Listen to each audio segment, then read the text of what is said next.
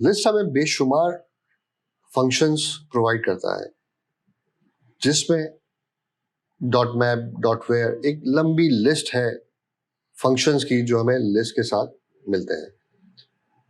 अगर उसमें से सबसे पहले फंक्शन की बात करें जो कि बहुत ही इंपॉर्टेंट, बहुत ज्यादा हम यूज करते हैं, तो वो है डॉट मैप का फंक्शन। डॉट मैप का फंक्शन टेक्निकली हमारी लिस्ट के साथ जुड़ने के बाद जिस तरह हमें फॉर इन लूप में हर एलिमेंट मिलता रहा, उसी तरह डॉट मैप का फंक्शन एज अ पैरामीटर एक फंक्शन लेता है अपनी बॉडी में, और उस फंक्शन को हर दफा हर आइटरेशन पे वो कॉल करता है, और बाय डिफॉल्ट खुद से हर आइटरेशन में जो एलिमेंट होता है उसकी वैल्यू उस फंक्शन को वो प्रोवाइड कर देता है। अब जब आप उस एलिमेंट को उस फंक्शन में यूज करते हैं तो आप जिस तरीके से उस वैल्यू को चेंज करना चाहें आप चेंज करें और उसे रिटर्न कर दें। डॉट मैप फंक्शन की खुसूसियत यह है कि जब आप उसे फिनिश करते हैं, जब वो खत्म होता है, अपनी आइटरेशंस कंप्लीट करता है, तो एक नया अरे बना के वो रिटर्न करता है। वो आप जिस भी वेरिएबल में चाहें उसमें स्टोर कर सकते हैं। जब मैं वेरिएबल की बात करता हूं तो टेक्निकली अगर उसको मैं ये बताऊं कि डॉट मैप फंक्शन आपको एक आइटरेबल ऑब्जेक्ट क्लास का इंस्टेंस आपको देता है। आइटरेबल्स क्या है?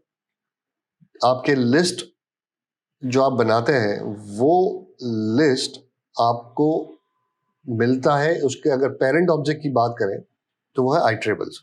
यानी जब आप लिस्ट पे आइटरेशंस करते हैं, लूप लगाते हैं, तो लिस्ट टेक्निकली आइटरेशंस सपोर्ट करता है, बट अगर उसके पेरेंट ऑब्जेक्ट की बात करें जिसमें बहुत सारी पहले से एक डिफॉल्ट खुसूसियात हैं, वो लिस्ट ऑब्जेक्ट में आइटरेबल ऑब्जेक्ट से मिलती हैं।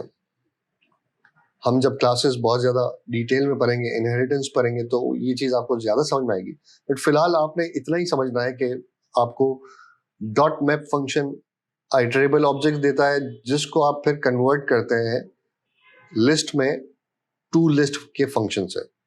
आइए मैं आपको एक्शन करके दिखाता हूं, एग्जाम्पल करके दिखाता हूं।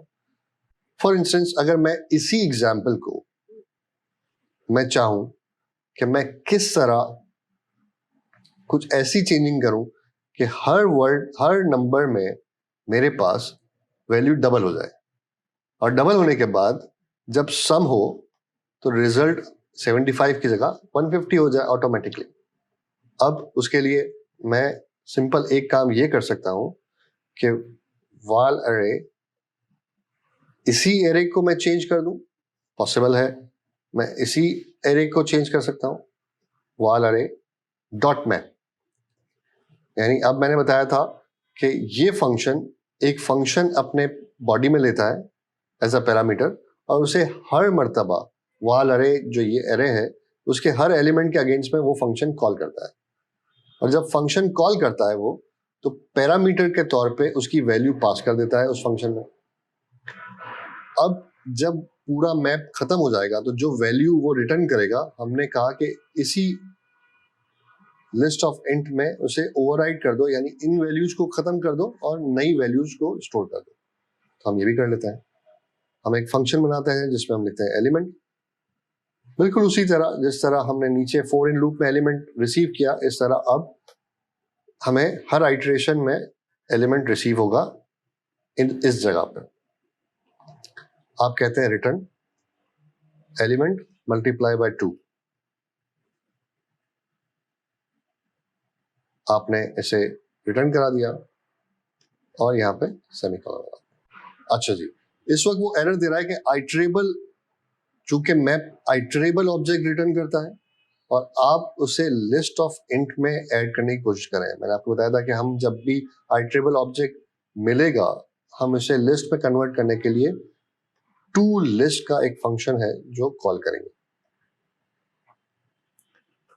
अब टेक्निकली हमने वाल अरे को यूज करने के बाद, यहाँ पे यूज करने के बाद जब ये लूप्स ये लूप फॉर्म डॉट मैप का लूप खत्म होगा, सारी आइट्रेशन कंप्लीट हो जाएंगी, तो एक नया लिस्ट बनेगी, नया लिस्ट ऑब्जेक्ट बनेगा और जाके ओवरराइड हो जाएगा इस जगह पे।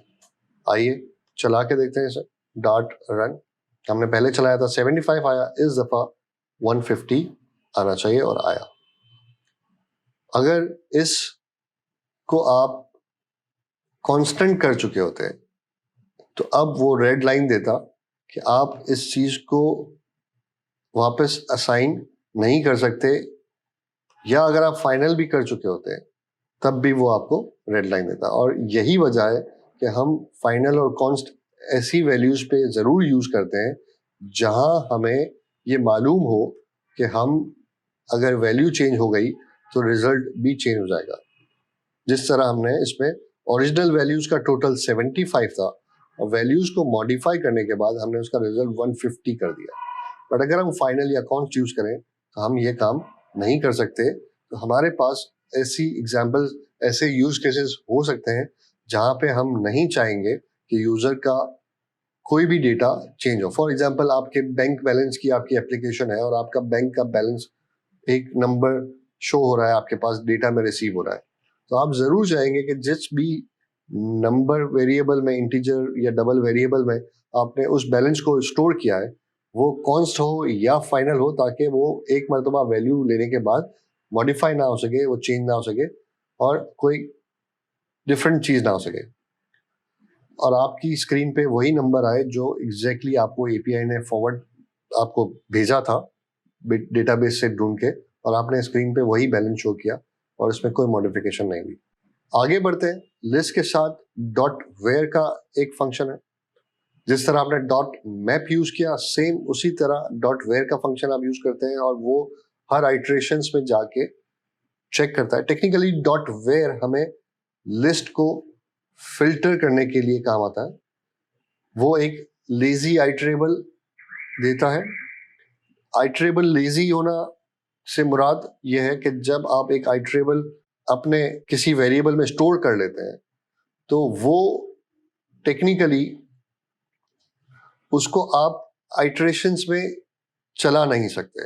आप उसे उतनी आइट्रेशंस में चलाने के लिए जितनी उसकी लेंथ है उसे लिस्ट में कन्वर्ट करते हैं टू लिस्ट फंक्शन के बाद।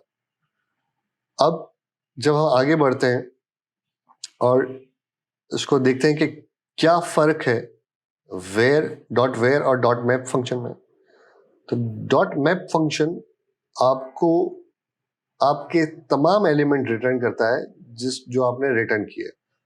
आपने अगर एरे की लेंथ 5 थी तो वो 5 ही वेरिएबल रिटर्न करेगा, 5 ही लेंथ होगी नई लिस्ट की।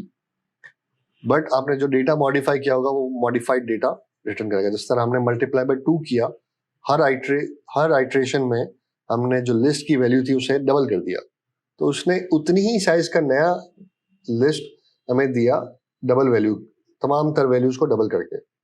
बट अब वेयर करते हैं तो उसमें आप एक कंडीशन को मैच कराते हैं और आप बताते हैं कि अगर ये कंडीशन मैच है तो इसे आप रिटर्न करना, वरना इसे इग्नोर कर दो, आगे बढ़ जाओ। फॉर एग्जाम्पल, मेरे पास एक लिस्ट है जिसमें मैं चाहता हूं कि जो भी वैल्यू 10,000 से ऊपर है सिर्फ वही मिले। उसके लिए मैं फिल्टर करने के लिए डॉट वेयर का फंक्शन यूज करूंगा। आइए इसे चला के देखते हैं। फॉर एग्जाम्पल, मैं इसी एरे की बात करता हूं और मैं चाहता हूं कि मेरे पास एक ऐसा नया लिस्ट मिल जाए जो 10 से, जिनकी वैल्यू बड़ी हो। इस वक्त 5 और 10 को अगर हम निकाल दें, हम ये कहें कि जो भी वैल्यू 10 से बड़ी हो, तो ये 3 वैल्यू 10 से बड़ी है जो हमारे पास स्क्रीन पर नजर आएंगी। तो आइए एक और वेरिएबल बनाते हैं, लिस्ट ऑफ इंट न्यू अरे इज इक्वल्स टू वन अरे डॉट वेयर। ये भी अपनी बॉडी में एक फंक्शन लेता है और हर एलिमेंट उस फंक्शन में हमें दे देता है। हम यहाँ पे एलिमेंट लिख लेते हैं। इस एलिमेंट को हम चेक करते हैं। इफ एलिमेंट रिटर्न कीजिए अगर एलिमेंट जो है ग्रेटर देन 10 हो, और यहां पे हम टू लिस्ट का फंक्शन कॉल कर देते हैं।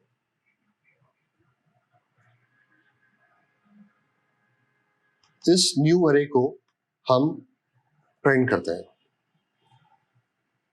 तो हम चेक करते हैं कि हमारे पास क्या स्क्रीन पर नजर आता है। आप देख सकते हैं कि जो न्यू एरे है वो 15, 20, 25 हमें शो कर रहा है। ये चीज याद रखिएगा कि चूंकि हमने जो वैल्यू नया लिस्ट हमें मिला, हमने इसी वेरिएबल को ओवरराइड नहीं किया, नए उसमें किया, तो टेक्निकली इस एरे को कोई फर्क नहीं पड़ा इस तमाम एक्सरसाइज से, क्योंकि हमने उसकी वैल्यूज एज इट इज रहने दी, उसे ओवरराइड नहीं किया। अगर मैं यहाँ पे वाल अरे भी प्रिंट करा दूं तो ओरिजिनल जिस तरह वो इस वक्त मौजूद है उसी तरह स्क्रीन पे नजर आएगा, क्योंकि हमने इसे ओवरराइड नहीं किया। First where, dot first where इस चीज को जिस तरह हमने वेयर में कंडीशन मैच की उसी तरह मैच करता है, और फिर हमें ऑप्शन देता है कि आप चेक करें कि अगर पहला मिल जाए तो क्या करूं और ना मिले तो क्या करूं। उस सूरत में आप फर्स्ट वेयर यूज करते हैं। पहली मर्तबा जब वो गिवन वैल्यू मिल जाती है तो फिर वो आगे नहीं जाता और हमें उसी जगह से रिटर्न कर देता है कि ये वैल्यू मुझे मिली है। फॉर एग्जाम्पल, मैं ये लिखता हूं कि मुझे 10,000 से ऊपर वाली तमाम वैल्यूज जितनी भी हो उसमें अगर जो सबसे पहली वैल्यू है उसे लाके बताओ, और अगर पूरी लिस्ट में 10,000 से ऊपर कोई भी वैल्यू नहीं है तो फिर मुझे ये रिजल्ट देना। उस सूरत में हमारे पास डॉट फर्स्ट वेयर का फंक्शन इस्तेमाल होगा। फॉर एग्जाम्पल, अगर हमें इसी एरे में करना हो चेक तो हम किस तरह करेंगे। अच्छा, फर्स्ट वेयर की कंडीशन आपको एलिमेंट रिटर्न करती है, ना कि पूरा लिस्ट। तो आप यहाँ पे लिखते हैं int, let's say element found, एक वेरिएबल बना लिया हमने नाम। यहाँ पे हम करते हैं वाल अरे डॉट फर्स्ट वेयर। आप देख सकते हैं फर्स्ट वेयर एक अरे ले लिया उसने। ऐसे अभी ट्रेडिशनल तरीके से करता हूँ, फिर उसे मैं आगे आपको बताऊंगा कि ये क्या चीज़ थी जो मैंने रिमूव की। जब हम फंक्शंस पढ़ेंगे और हम टेक्निकली ये बिग फैट एरो कहलाता है, अगर ये वाला फंक्शन जब हम पढ़ेंगे तो हम देखेंगे कि किस तरह हम इसे यूज करते हैं। तो फिलहाल मैं उसी तरीके से जिस तरह हम फंक्शन लिखते आए वो लिख रहा हूँ। आप यहाँ पे बताते हैं कि एलिमेंट रिटर्न करो अगर एलिमेंट ग्रेटर देन 10 है। टेक्निकली ग्रेटर देन 10 में सबसे पहले 15 आएगा, यहाँ पे वो रुक जाएगा। प्रिंट करता हूं एलिमेंट फाउंड, ठीक हो गया, प्रिंट कर लिया मैंने। अब इसे चला के देखते हैं, डॉट रन। आप देख सकते हैं आपकी स्क्रीन पे 15 नजर आ रहा है। बट लेट्स से अगर आप इसे 50 कर दें, कि अगर एलिमेंट जो सब 50 से ऊपर हो उसकी वैल्यू ला के दो। जब आप डॉट रन करते हैं तो आपको वो नो एलिमेंट यानी बेड स्टेट का एरर देता है। वो कहता है कि ये 50 से ऊपर कोई वैल्यू नहीं, मैं कोई एरर ही कोई वैल्यू ही नहीं, तो मैं क्या दूं, आपको एरर दे रहा है वो। इस सूरत में हमें फर्स्ट वेयर एक सेकंड पैरामीटर भी प्रोवाइड करता है, जिसे हम कॉमा लगा के लिख सकते हैं और एल्स। और एल्स एक और फंक्शन आप कॉल कर सकते हैं ऐसी सूरत में जब पूरी लिस्ट में आपको ये कंडीशन मैच ना हो, यानी इस वक्त 50 से ऊपर अगर कोई भी वैल्यू ना हो तो हम ये वेरिएबल यूज करते हैं। यहाँ पे हम रिटर्न करते हैं -1। -1 से हम ये पता लगा लेंगे, अगर -1 है दैट मीन्स कि आपकी अरे में कोई भी वैल्यू मौजूद नहीं जो इस कंडीशन को मैच करती हो, यानी आपकी लिस्ट में टेक्निकली कोई भी ऐसी वैल्यू नहीं जो इस कंडीशन को मैच करती हो। Dot run. अब इस दफा इसने एरर नहीं बल्कि -1 रिटर्न किया। आप इस -1 को -100 कर दें तो -100 रिटर्न करेगा, और अगर आप इसे दोबारा से 15 कर दें तो अब चूंकि कंडीशन मैच हो जाएगी तो फिर ये चीज रिटर्न नहीं होगी। आप देख सकते हैं कि आपने 15 लिखा था तो 15 से बड़ी वैल्यू क्या है 20, तो उसने 20 रिटर्न कर दिया।